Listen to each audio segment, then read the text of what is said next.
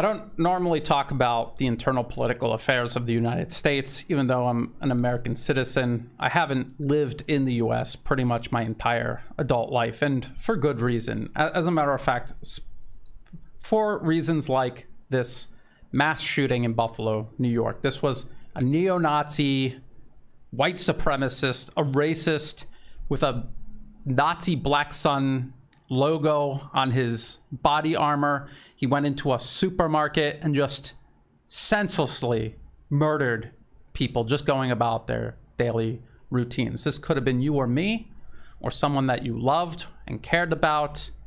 Dead, gone, never coming back, because some maniac with this ideology floating around in his head went unaddressed and was allowed to fester in our midst.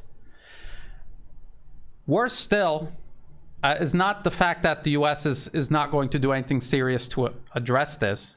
Worse still is the fact that this toxic ideology that infected this killer who killed these people in Buffalo, New York, they are encouraging it, enabling it, and exploiting it elsewhere in Ukraine. That same black sun that this killer was wearing on his body armor when he killed those innocent people in that supermarket in Buffalo, New York, that is the same black sun that adorns the uniforms of Azov Battalion Nazis, a unit, an official unit in Ukraine's armed forces. This was his manifesto, this killer. That was the front page, the black sun. This is the logo for the Azov Battalion in Ukraine that the US right now is sending billions of dollars in weapons to keep them fighting. And now I think you might get a clearer picture as to why Russia felt they had to go into Ukraine in the first place. They were creating an entire nation of people with the same mindset as this killer who went on his rampage in Buffalo, New York.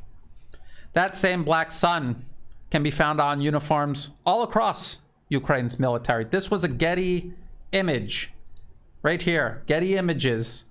This is a Ukrainian soldier. There's the black sun, a Nazi emblem on his uniform. To get an idea of how serious the West is about addressing Nazism, modern day Nazism that is getting people killed in Ukraine and now just got 10 more people killed in Buffalo, New York. This is how serious they are. This is the voting in 2014 on this.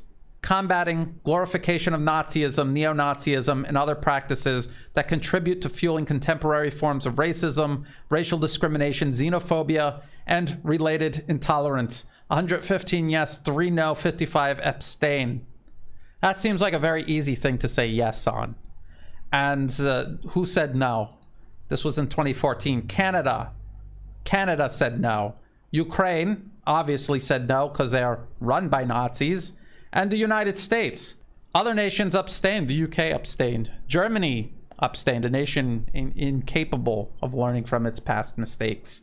Canada might surprise some people, but it doesn't surprise me. Look at this CTV News article. Far-right extremists in Ukrainian military bragged about Canadian training, report says. And this was this training that was going on in Western Ukraine, the Lvov region, where Russia, pretty much in the beginning of the war, sent missiles their way and put that to an end.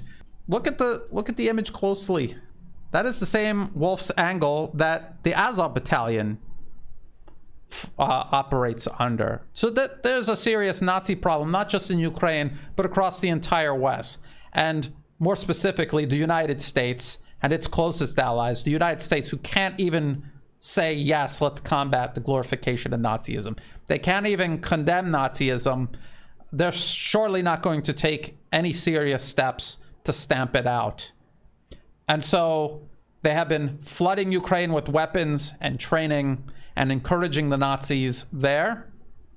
And now you're getting this blowback, just like after the Syrian conflict, the US and its allies arming, training, backing extremists there.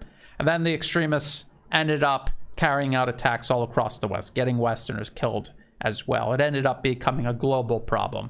And now they're doing the exact same thing with Nazis. And why is the West backing all sorts of extremists, whether it's Al-Qaeda and ISIS or these Nazis in Ukraine. Why do they do that? Because these extremists are willing to steer a nation in a direction normal, rational people will not. The US had to overthrow the Ukrainian government in 2014 because the Ukrainian government was rational and wanted to do business with both Russia and the West.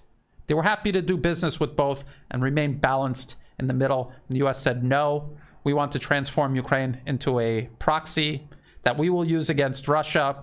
You have to find extremists to make that happen. And if you cannot find enough extremists, you create them. That is what the US did for the last 8 years. These extremists were waging a campaign of terrorism, torture, and mass murder against the Russian-speaking population of Ukraine, up to the point where they were waging what was essentially open war against the people of the Donbas region. That's why Russia's in Ukraine.